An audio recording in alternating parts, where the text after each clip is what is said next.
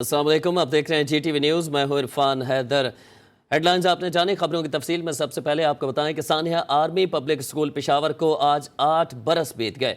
इस सानिया में 150 से ज़ायद मासूम तलबा और तालिबात और असातिज़ा को बेदर्दी से शहीद किया गया। 8 बरस गुजर जाने के बावजूद भी शहर की फ़ज़ा सोगवार है। मोहम्मद सरमद की रिपोर्ट। 16 दिसंबर 2014 पाकिस्तानी तारीख का सियाह तरीन दिन, जब दहशतगर्दों ने पेशावर के आर्मी पब्लिक स्कूल पर हमला कर दिया। 150 से जायद बच्चों समेत इनके असातिज़ा को बेदर्दी से शहीद किया गया।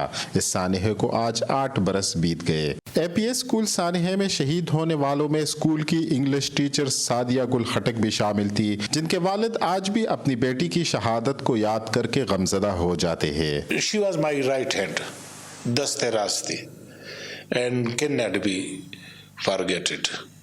मैं उसको नहीं बुला सकता जब तक दम में दम है। वो याद आएगी। ना भूलने वाले सानहे पर पेशावर की फिजा आज भी सोगवार है, हर आंख अश्कबार है। Mohammad Sarmad, GTV news, Peshawar.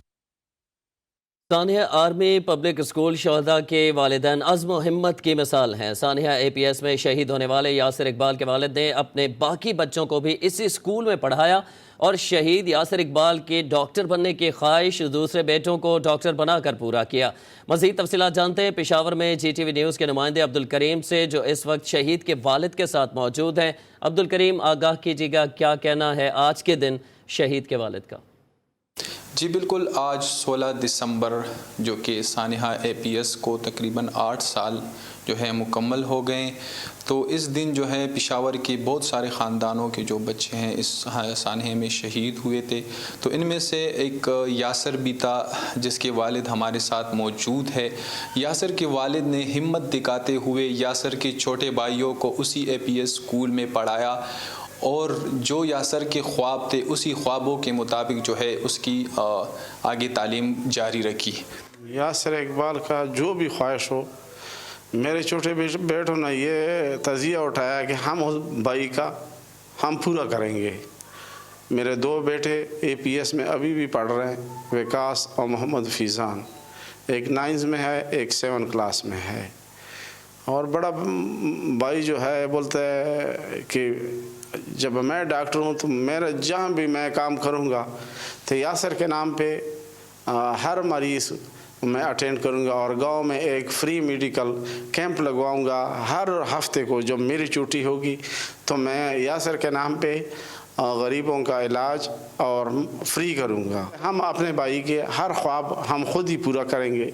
यासर ज़िंदा है और हमेशा ज़िंदा रहेगा।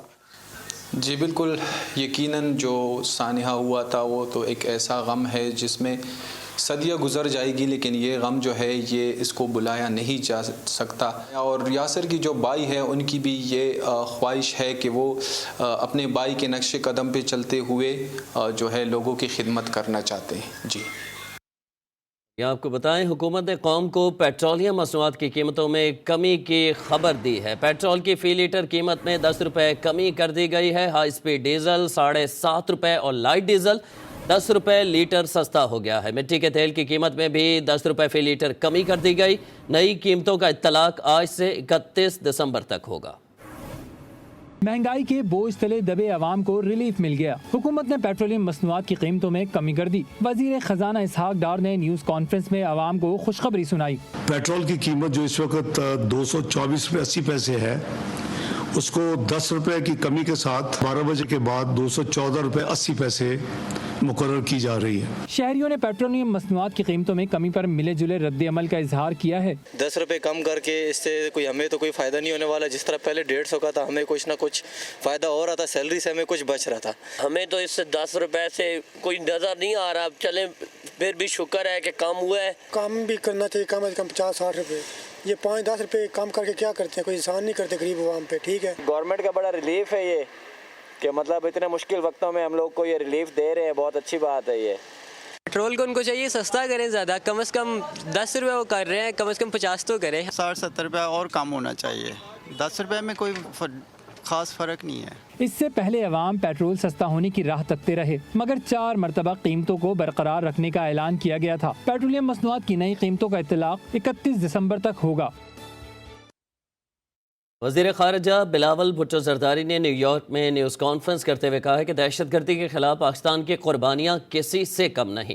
انسداد دہشت گردی کے قومی لاہ عمل کے تحت ٹھوس اقدامات کیے۔ وزیر خارجہ نے کہا کہ دہشت گردوں کی مالی معاونت روکنے کے لیے FATF نے ہمارے اقدامات کی توثیق کی۔ انہوں نے کہا کہ میری والدہ کو دہشت گردوں نے شہید کیا۔ بے نظیر بھٹو شہید نے دہشت گردوں کی دھمکیوں کے باوجود جمہوری جدوجہد کی۔ بلاول بھٹو نے کہا کہ دہشت گردی کو اسلام سے جوڑنا درست نہیں، دہشت گردی کا کسی مذہب یا خطے سے تعلق نہیں۔ بلاول بھٹو نے کہا کہ در حقیقت پاکستان میں دہشت گردی کے لیے بیرون ملک سے معاونت کی گئی۔ بلاول بھٹو زرداری نے مزید کہا کہ بھارت کو بتانا چاہتا ہوں کہ اسامہ بن لادن تو مر چکا ہے مگر گجرات کا کسائی زندہ ہے اور بھارت کا وزیر اعظم بن چکا ہے۔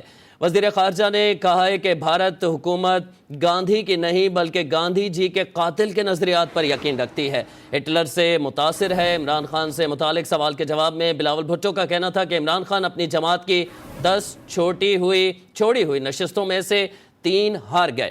اگر میری جماعت اپنی 10 نشستوں میں سے 3 ہار جاتی تو مجھے تو بہت تشویش ہوتی۔ انہوں نے کہا کہ جوہر ٹاؤن لاہور دھماکے میں بھارتی مداخلت کے ناقابل تردید ثبوت ہیں۔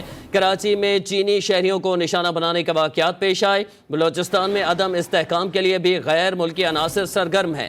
وزیر خارجہ نے کہا کہ بلوچستان اور سندھ کے کچھ علاقوں میں ابھی بھی سیلابی پانی کھڑا ہے۔ متاثرین کی بحالی اور تعمیر نو کے چیلنج میں عالمی برادری کا تعاون اہم ہے۔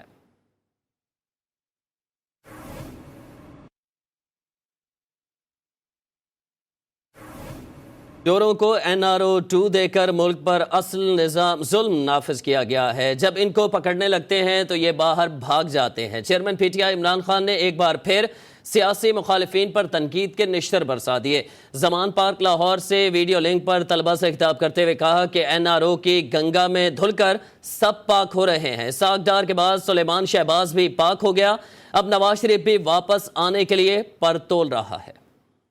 پہلے جنرل مشرف نے ان کو NRO دیا، سارے ان کے کرپشن کے کیسز معاف کر دی اپنی کرسی بچانے کے لیے۔ تقریباً سارا ٹبر ملک سے باہر بھاگ گیا، NRO-2 دیا ان کو، اور گورنمنٹ کس کے گرائے ان چوروں کو اوپر بٹھا دیا لاکھ۔ بہت بڑا کارنامہ انہوں نے یہ کیا کہ سارے اپنے اربوں 1100 ارب روپے کے کرپشن کے کیسز ختم کر رہے ہیں۔ ایک ایک کے کرپشن اب کیس ختم ہو رہے ہیں، سارے NRO کی گنگا کے اندر دھل کے سب پاک ہو رہے ہیں۔ اسحاق ڈار بھی پاک ہو گیا، وہ جو بھاگا ہوا تھا سلمان شہباز وہ بھی واپس آ گیا، وہ بھی لیکچر دے رہا ہے ہمیں۔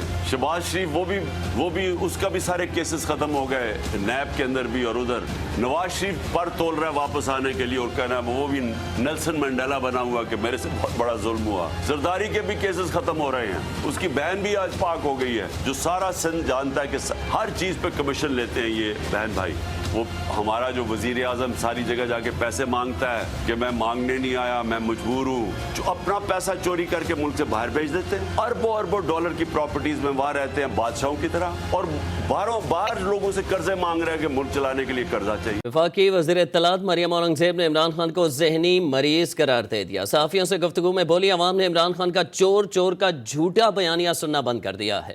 دوسروں سے 40 سال کا حساب مانگنے والا اپنے 4 سال کا حساب دے۔ توشہ خانہ اوپن اینڈ شٹ کیس ہے، عمران خان کو اپنی چوریوں کا حساب دینا پڑے گا۔ عمران خان صاحب ایک ذہنی مریض ہو چکے ہیں اور اب عوام نے بھی ان کا چور کا جھوٹا بیانیہ جو ہے وہ سننا بند کر دیا، اور یہ ایک توشہ خانہ نہیں ہے، یہ بڑے آگے مراحل ایسے آئیں گے کیونکہ دوسروں سے 40 سال کا حساب مانگو تو اپنے 4 سال کا حساب کو جو پاکستان کی عوام کو لوٹا ہے۔ یہ آپ کی گھڑی اور یہ خالی گھڑیوں کا معاملہ نہیں ہے، کتنے بلین جو ہے اربوں روپیہ اس کے گفٹس کو ڈکلیئر ہی نہیں کیا گیا۔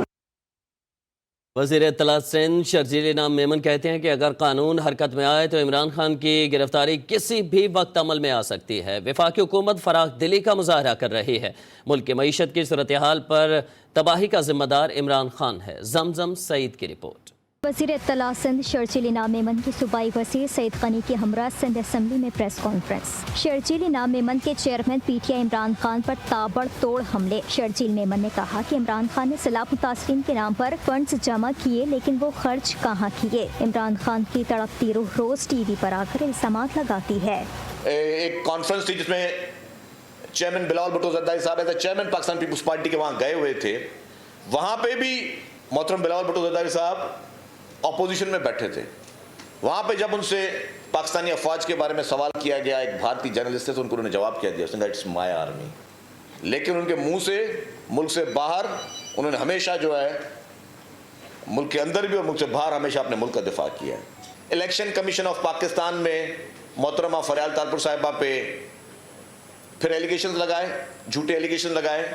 तो अगर कोई इसके पास शवाहिद और सबूत होते तो उस वक्त वो जो उसको इलेक्शन कमीशन से ऑर्डर लेना होता तो ले लेता। शर्जील इनाम मेमन ने कहा कि कभी भी पीपल्स पार्टी के लीडर ने पाकिस्तान के खिलाफ बात नहीं की। बिलावल भुट्टो ने मुल्क से बाहर भी पाकिस्तान का दिफा किया। सईद खानी बोले, इलेक्शन कमीशन ने फरियाल तालपुर केस उनकी दरखास्त मुस्तरद कर दी और इंसाफ के मुताबिक फैसला दिया तो ये इलेक्शन कमीशन के पीछे पड़ गए। मैं जो फरियाल तालपुर साहिबा का केस था उस पर दो सिर्फ आपको जो हकीकत है वो बता दूं कि उनके ऊपर पीटीआई के एमपीएस ने एक दरख्वास्त दी कि उन्होंने अपनी जो डिक्लेरेशन हम फाइल करते हैं, नॉमिनेशन पेपर जब हम इलेक्शन में फाइल करते हैं तो उसमें उन्होंने कंसीलमेंट की है और 2 प्रॉपर्टीज़ उन्होंने डिक्लेयर नहीं की। तो ये इलेक्शन कमीशन ने सिर्फ ये सारे कागजात देखने के बाद ये कहा है कि ये जो एलिगेशन है कि जी कंसीलमेंट की गई, ये कंसीलमेंट नहीं है और ये दोनों प्रॉपर्टीज़ उनके जो एसेट डिक्लेरेशन है एफबीआई के सामने जो स्टेटमेंट्स फाइल हुए उसके अंदर मौजूद है। अब इसके अंदर इमरान खान जो ज़हनी तौर पर मफलूज आदमी और बेवकूफ़ है, उसको जो आगे जो बताता है उसमें शुरू हो जाता है। शर्जील मेमन का मज़ीद कहना था कि इमरान खान इक़्तिदार का पुजारी शख्स है, वो वज़ीर आज़म हाउस जाने के लिए तड़प रहे हैं। उसके दौर में फैसले जादू टोने से किए जाते थे। गोगी को पैसे दिए बगैर पंजाब में ट्रांसफर पोस्टिंग नहीं होती थी।